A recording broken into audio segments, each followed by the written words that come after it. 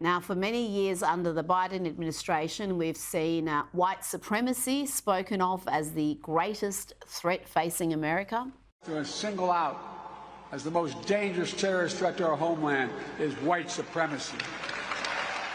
And that divorce from reality worldview has, for many, many years, infected institutions like the Department of Justice, the FBI.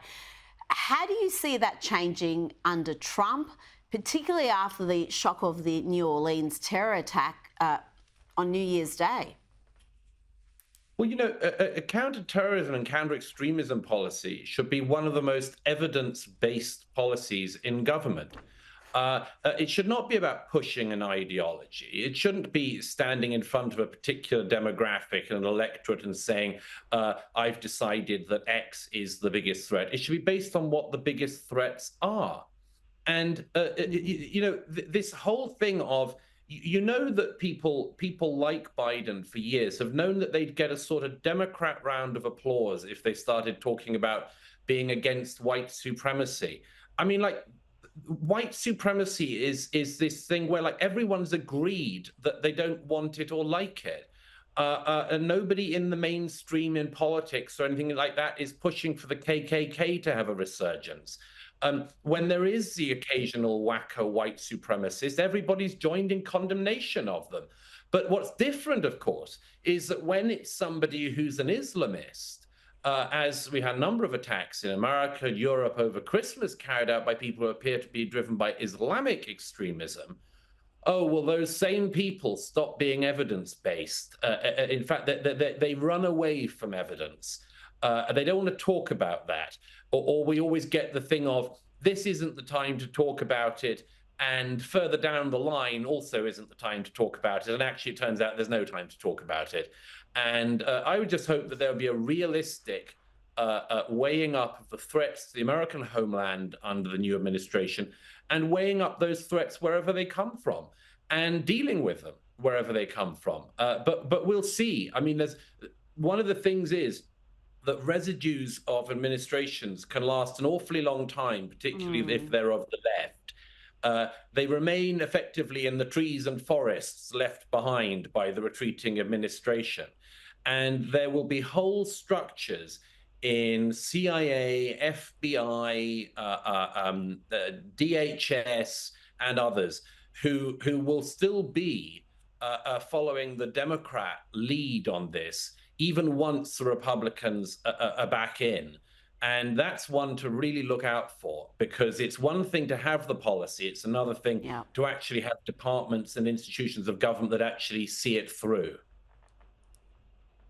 That, of course, happened during Trump's first term. So I think he's hopefully learned from that, and we're going to go scorched earth from day one. And if Kash Patel is there heading the FBI, I think you're going to see a little bit of that. But let's switch to the UK, where the Keir Starmer government seems to be more perturbed by the world's richest man, Elon Musk, shining a light on the grooming gang scandal than the fact that thousands of vulnerable girls were assaulted, were raped by mainly Pakistani Muslim men who were allowed for years to act with impunity due to political correctness. Douglas, we saw the rule of law, we saw common decency sacrificed in the name of community cohesion and cultural sensitivity.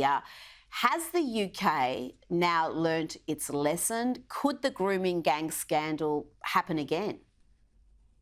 Oh, of course it could happen again, because the UK hasn't learned any lessons from it.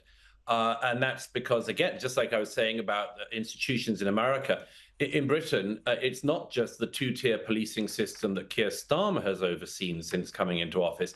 It's the fact that the police, local councillors, local councils, MPs, and others have all overseen this. And they've all overseen this. And it required, perhaps, Elon Musk and a few other high-profile accounts in America to pick up on this and say, oh, hang on, guys, what is it you've allowed to go on here? For people to actually realize again in Britain what this was, which was the biggest sexual crime carried out in modern British history, all not just under the noses of, but in front of the faces of all the relevant authorities. And, at the moment, the big grandstanding thing to do is to call for a full public inquiry into this. The truth is, there are plenty of public inquiries that have been taken place into these rape gangs, and nothing ever really changes that much because nobody asks answers which they don't want. Sorry, nobody asks questions rather that they don't want answers to, and the answers to this are, as I said in The Spectator this week, pretty straightforward, actually. They're that if a man is found to have been grooming, raping, gang raping, molesting women or underage girls, that person should go to a prison for a very long time. And if they have dual nationality, they should be chucked out of the UK. They should have their British nationality withdrawn and they should be deported. Now, most of these men should be deported back to Pakistan, but the immigration system in Britain is so rotten that, as I mentioned again in The Spectator this week, a number of the men who were released from prison early used the time to appeal against their deportation and used that time to give up their Pakistani citizenship so they could stay in the UK, because it takes so long to get people out of the UK. And in the end, nobody does get sent out of the UK. Oh, and then a couple of cases where people actually were able to be returned to Pakistan. Shock and horror, the Pakistani government didn't want more gang rapists in Pakistan, so they didn't receive them back. Well, any sensible government should say, you know what, Pakistan, we give you millions of pounds a year in foreign aid, as does our ally, the United States of America. You'll take your citizens back. You'll take them back. Otherwise, you can say bye-bye to any foreign aid or anything else. But, none of that is coming from the government, and too little of it, in my view, is coming from the opposition either. They're all fixated on this. Let's have years of inquiries. Inquiries don't matter a damn when what happens is, at the end of it, the inquiry is shelved, the person who's done the inquiry is thanked, and nothing changes. It is just so shocking, and I'm glad at least the American attention is seeing the British public look at this again, because I was shocked. I wrote a lot about it at the time, 7-8 years ago. This is in my mind, the greatest scandal in modern British history, and people treated it like it was nothing. It was something that was worthy of a few headlines, and when we get on with life. And I don't think they've really examined how this happened, what it says about modern British culture, and the bureaucracy there. I mean, absolutely, you're quite right. I mean, it's just astonishing. And as I say, it's partly because this is one of those stories that runs straight against the credo of our time in countries like Britain, and I'd argue Australia, most of Europe, and Canada, and other places as well. And the credo is diversity is our strength. Diversity is our strength. The more diverse we are, the better we are.